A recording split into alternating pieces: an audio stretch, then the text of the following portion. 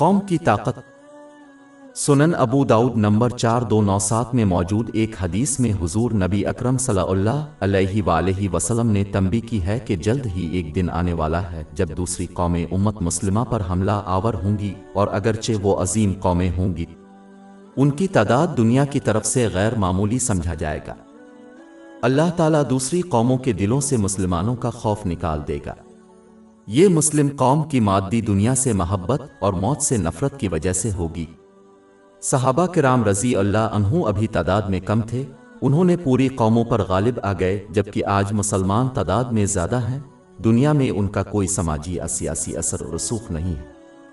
اس کی وجہ یہ ہے کہ صحابہ کرام رضی اللہ عنہم نے اپنی زندگی اسلام کی تعلیمات کے مطابق بسر کی اور دنیا کی حلال لذتوں سے لطف اندوز ہونے کے بجائے آخرت کی تیاری کی۔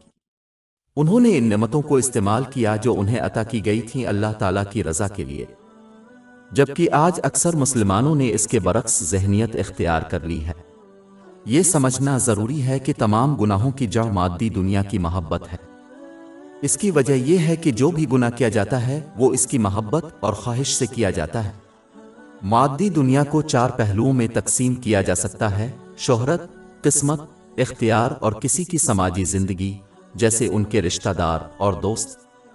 یہ ان چیزوں کے زیادہ حصول میں ہے جو گناہوں کی طرف لے جاتے ہیں، جیسے کہ قسمت کی محبت میں ناجائز دولت کمانا۔ یہی وجہ ہے کہ جامع ترمذی نمبر 2376 میں موجود ایک حدیث میں متنبہ کیا گیا ہے کہ دولت اور اقتدار کی محبت کسی کے ایمان کے لیے اس تباہی سے زیادہ تباہ کن ہے جب 2 بھوکے بھیڑیوں کو بکریوں کے ریوڑ پر چھوڑ دیا جائے۔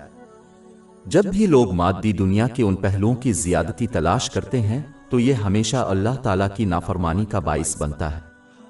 جب ایسا ہوتا ہے تو اللہ تعالیٰ کی رحمت ختم ہو جاتی ہے جو مصیبت کے سوا کچھ نہیں دیتی۔ اگرچہ بعض مسلمانوں کا خیال ہے کہ مادی دنیا کی ضرورت سے زیادہ چیزوں کا تعاقب کرنا بے ضرر ہے، لیکن یہ وہ چیز ہے جس کے خلاف نبی کریم صلی اللہ علیہ وسلم نے بہت سی احادیث میں تنبیہ کی ہے، جیسے کہ صحیح بخاری نمبر 3158۔ اس نے خبردار کیا کہ وہ مسلمانوں کے لیے غربت سے نہیں ڈرتا۔ اس کو جس چیز کا اندیشہ تھا وہ یہ تھا کہ مسلمان اس مادی دنیا کی زیادتی کے پیچھے لگ جائیں گے، جیسے کہ دولت کی زیادتی، اور اس کی وجہ سے وہ اس پر ایک دوسرے سے مقابلہ کریں گے اور یہ ان کی تباہی کا باعث بنے گا۔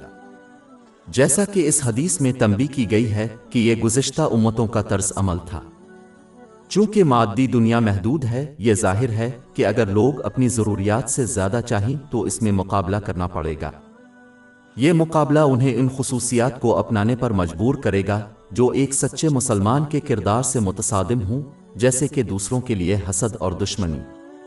وہ ایک دوسرے کی دیکھ بھال کرنا چھوڑ دیں گے کیونکہ وہ مادی دنیا کو جمع کرنے میں مقابلہ کرنے میں بہت مصروف ہے۔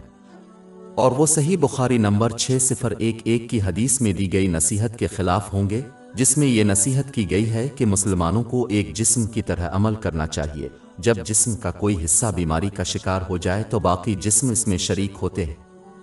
درد یہ مقابلہ ایک مسلمان کو دوسروں کے لیے وہی پسند کرنا چھوڑ دے گا جو وہ اپنے لیے پسند کرتے ہیں، جو کہ جامع ترمذی نمبر 2515 میں موجود ایک حدیث کے مطابق ایک سچے مومن کی خصوصیت ہے، کیونکہ وہ اپنے ساتھی مسلمانوں پر سبقت لے جانا چاہتے ہیں۔ دنیاوی چیزیں اس مقابلے پر قائم رہنا ایک مسلمان کو اللہ تعالیٰ کی رضا کے بجائے مادی دنیا کی خاطر محبت، نفرت دینے اور سب کچھ روکنے کا سبب بنے گا، جو کہ سنن میں موجود حدیث کے مطابق ایمان کی تکمیل کا ایک پہلو ہے۔ ابو داؤد نمبر 4681۔ یہ مقابلہ صحابہ کرام رضی اللہ عنہم اور آج کے بہت سے مسلمانوں کے درمیان اختلاف ہے۔ یہ رویہ مسلمانوں کو ان نعمتوں کو استعمال کرنے سے روک دے گا جو انہیں اللہ تعالیٰ کی خوشنودی کے لیے دی گئی ہے۔ اس سے وہ اللہ تعالیٰ کی حمایت سے محروم ہو جائیں گے جو ان کے دشمنوں کے لیے ان پر غالب آنے کا دروازہ کھول دیتا ہے۔ اگر مسلمان اسلام کی طاقت اور اثر و رسوخ کو دوبارہ حاصل کرنا چاہتے ہیں تو انہیں اس مادی دنیا کو حاصل کرنے، اس سے لطف اندوز ہونے اور ذخیرہ کرنے کی کوشش پر آخرت کی تیاری کو ترجیح دینی چاہیے۔ یہ انفرادی سطح سے ہونا چاہیے جب تک کہ اس کا اثر پوری قوم پر نہ پڑے۔ ہماری ویب سائٹ www.shekpod.com پر 400 سے زیادہ مفت e books, audio books, infographics, podcast اور بلاگ دستیاب ہے۔